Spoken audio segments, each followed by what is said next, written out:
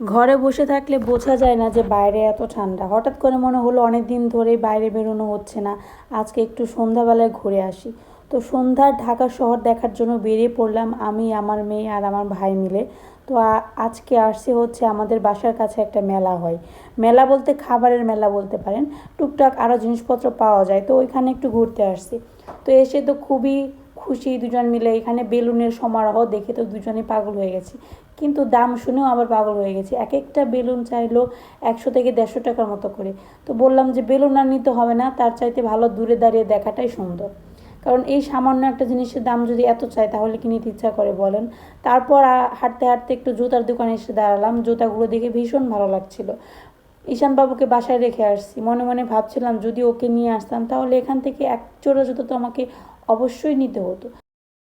ওকে রেখে আসছি, ভাগ্যিস খুব ভালো হয়েছে। তারপর একজনকে তো নিয়ে আসছি, বড়জন তো নিয়েই আসছে, উনি এখন নাস্তা করবে, তাও আবার চিকেন বল দিয়ে।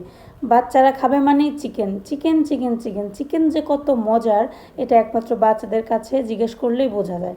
তো দেখেন যে চিকেন বল অর্ডার দিচ্ছি, সেটা বসে বসে খাইতেছে, কত হচ্ছে মজা তা একবারে বলার বাইরে।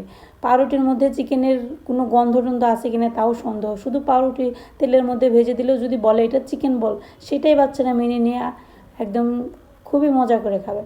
তো এই যে চিকেন বল খাচ্ছে সস লাগিয়ে লাগিয়ে, দেখে মনে হচ্ছে পৃথিবীতে সব থেকে সেরা খাবার হচ্ছে এটা। কিন্তু খেয়ে তো টেস্ট করে দেখেছি কতটা সেরা এবং কতটা টেস্টফুল। যাই হোক, অনেকদিন পর বাইরে আসলাম, খাওয়াটা বড় কথাটা, ঘোরাটাই হচ্ছে বড় কথা। অনেক সুন্দর একটা পরিবেশ উপভোগ করতেছে, যদিও বা ঠান্ডা, তারপরেও ভালো লাগতেছে। বাসায় বসে থাকতে থাকতে ভালো লাগে না, মাঝে মাঝে একটু বাইরে বেরোতে ইচ্ছা করে। আর যেহেতু আমরা মায়েরা কখনো একা একা বেরোতে পারি না, সব সময় বাচ্চা কাচ্চা আন্ডা বাচ্চা সব সাথে করে নিয়ে বেরোতে হয়, এটাই হচ্ছে সমস্যা।